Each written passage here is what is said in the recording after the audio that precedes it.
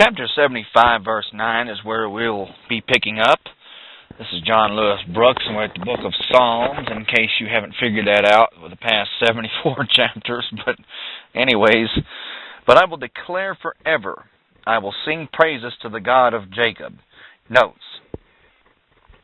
Now the Lord blessed Jacob when, in fact, Jacob deserved nothing good. Consequently, the beautiful phrase, God of Jacob, tells us that the Lord will so honor anyone who will meet his conditions. And those conditions are faith in Christ and what he did at the cross. Luke chapter 9, verse 23 through 24, and the entire 5th chapter of Galatians, really.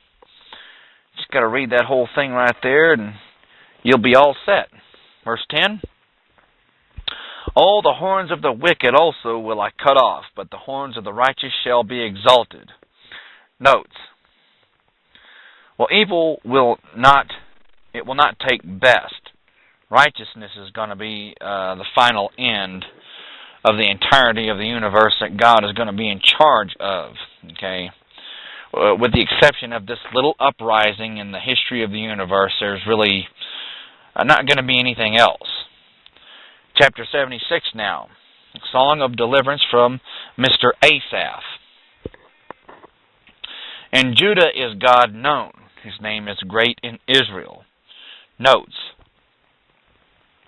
Now, at the time of this writing, God was known in Judah. Well, sadly, he is not known there in any great measurable extent now.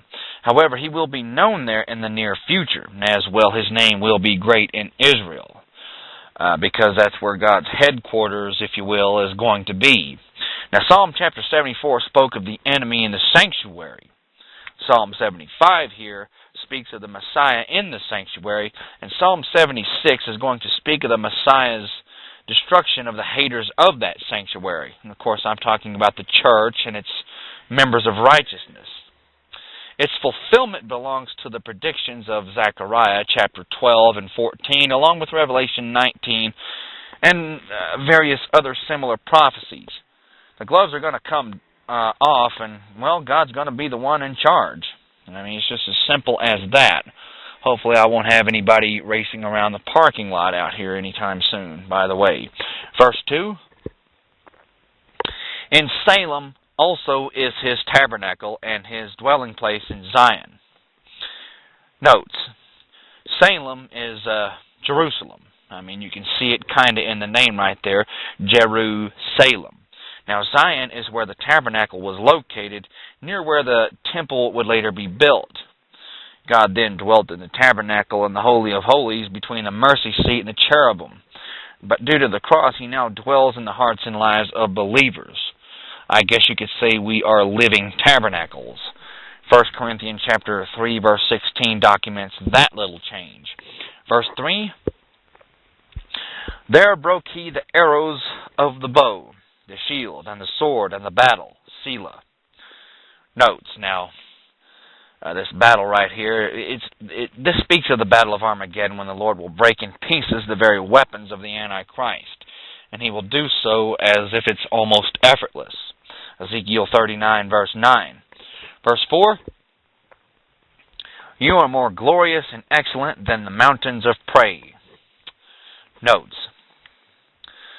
Well, man has to learn that God is greater than the creation. The verse also speaks of the future days of the Antichrist, when he will invade Israel, taking it for the prey. He will there learn that God is more glorious in battle than in any other manner. Zechariah chapter 14, verses 1 through 3. I mean, he's just going to wipe the floor with them. Verse 5. The south-hearted are spoiled.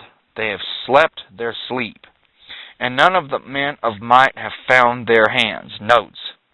Well, this kind of has a double meaning here. It speaks of the defeat of the Jebusites by God under David. And number 2, it speaks prophetically of the Antichrist whenever he too will be not able to find his hands with his armies being defeated. He's going to be so confused and so distraught that he's just really not going to know what to do. Well, he's swapping punches with the king of the universe. Well, what a shock. He's not going to know what to do. Revelation chapter 19, once again. Verse 6, At your rebuke, O God of Jacob, both the chariot and horse are cast into a dead sleep. Note, well, this refers to both the Jebusites, whose army was slaughtered, and the Antichrist, whose armies will be slaughtered. Ezekiel chapter 39, verses 11 through 29 documents that whole unusual situation. Okay, it's going to be such a bad defeat that it's almost as if they were just standing still. Verse 7, you, even you, are to be feared, and you may stand, and who may stand in your sight when once you are angry. Notes, once again, this refers to the Jebusites and prophetically of the Antichrist who is yet to come. It says, for the great day of God's wrath is come, and who shall be able to stand? Well, the bottom line is, that's found in Revelation 6, verse 17, but the bottom line is that nobody's going to be able to stand in front of God's wrath. I mean, it's just not going to happen. Whenever you're swapping punches with the King of the universe, you're going to get your tail end kicked, just very simply put. Verse 8, you did cause judgment to be heard from heaven. The earth feared and was still. Notes, well, this reveals that Israel had some difficulty in taking the stronghold of Zion from the Jebusites and might not have done so if God had not helped. And as well, it refers to his second coming when half of Jerusalem will fall to the Antichrist. Zechariah chapter 14 documents that sad situation. It's going to look as if the Antichrist is going to have absolute victory over the Jewish people, but he's not going to have victory over God. That's just not going to happen. Verse 9.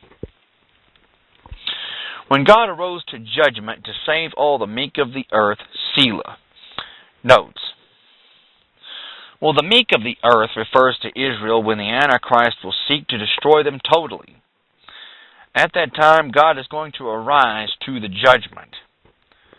Joel chapter 3, verse 2 shows you what God thinks about that whole situation. Verse 10, surely the wrath of man shall praise you. The remainder of wrath shall you restrain. Notes, well, the wrath of the man refers to the wrath of the Antichrist and his followers. The remainder of wrath refers to the Antichrist being exalted in his efforts to destroy Israel and the subsequent dominion of the earth by the coming of the Lord. Revelation chapter 19, a very difficult chapter to understand if you really don't know what you're doing. Verse 11, vow and pay unto the Lord your God, let all who be round about him bring presents unto him who ought to be feared. Notes, now under David and Solomon, this was kind of a typology, a partial fulfillment. You can find some of this in 2 Chronicles chapter 9, verse 13 through 14. But it will be completely fulfilled in the millennial reign when Christ rules from Jerusalem. Zechariah chapter 14, verse 14. And as another side note, let me just remind you that if there is something in you that resents a Jewish or a Hebrew person, I assure you it's not from God. I mean, think of it. He's choosing Jerusalem and Israel as his headquarters. That's found in Zechariah chapter 14, verse 14, if I'm not mistaken. So, keep that in mind. Verse 12, he shall cut off the spirit of princes. He is terrible to the kings of the earth. Notes, well, this means that in the days of the millennial reign, men will rule only under Christ. And if they refuse to carry out his commands, the price will be very terrible. Zechariah chapter 14, verse 16 through 19. And who in the world will be stupid enough to tell Christ to his face that you're not going to listen to him? I mean, that's ridiculous. Chapter 77, a psalm of Asaph, and the greatness of God shall be covered in this chapter. I cried unto God with my voice, even unto God with my voice, and he gave ear unto me. Notes, well, this psalm right here has a double meaning. Number one, it refers to any believer who calls on the Lord, and number two, It's kind of a prophetic portrayal of Israel in the last half of the Great Tribulation, when it seems that she's going to be completely wiped up by the Antichrist. No doubt Israel will refer repeatedly to this psalm during that particular time. Verse 2, In the day of my trouble I sought the Lord. My sore ran in the night, and ceased not. My soul refused to be comforted. Notes. Well, unfortunately, the modern church is presently being taught to look elsewhere than God Himself, but let it be known that He is the only one who can truly help a man in the areas that he needs to be helped. Verse 3, I remembered God and was troubled. I complained and my spirit was overwhelmed. Selah. Notes. Now, the meaning of this verse is that Asaph felt God could have prevented him from getting into trouble, and therefore he complains. And when he did so, his spirit was overwhelmed. Well, complaining is never in the will of God, okay? Whenever you're taking your medicine, you'd better take it and be happy. Let's just put it that way.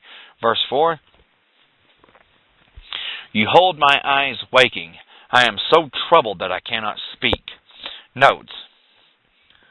Well, fear is overwhelming him, and he registers quite a bit of doubt here. Verse 5, I have considered the days of old, the years of ancient times. Notes. Now Israel, the nation of Israel, will in the days of Jacob's trouble do the very same thing. They're going to remember the past miracles of the ancient times, such as the opening of the Red Sea, the waters of the Jordan, and the fighting of their battles and whatnot. And they will hunger for Him to do it all again. You know, the victory over Jericho and all these wonderful things, the striking of Egypt. They're going to remember those things, and they're going to start asking for God to do the exact same things in their lives again. And He's going to oblige. Okay, verse 6. I call to remembrance my song in the night. I commune with my own heart, and my spirit made diligent search. Note. This is a way of saying that Asaph really began to check out the inner workings of his own heart. Verse 7, Will the Lord be cast off forever? Actually, I should read that again. Will the Lord cast off forever? And will He be favorable no more? Note. Now, at times, the Lord allows such to take place, and all of this is designed to teach us faith and trust. Look no further than the book of Job. It seems as if God was never going to answer that man, but yet he held on, and he kept doing whatever he could to build faith in himself and build trust back in God, even though he kind of failed in some areas. But the results were beautiful. Okay, that's at the very end of the book of Job. You should read it sometime. Verse 8, Is His mercy clean gone forever? Does His promise fail forevermore? Notes. This will be the thoughts of Israel at the latter half of the Great Tribulation. The Antichrist will have turned on her, and she's truly going to be facing extinction with the exception of God intervening. They're basically going to be saying, God, if you don't do something now, it's going to be over. God's going to pay very close attention to that. Verse 9, Has God forgotten to be gracious? Has He in anger shut up His tender mercies? Selah. Notes.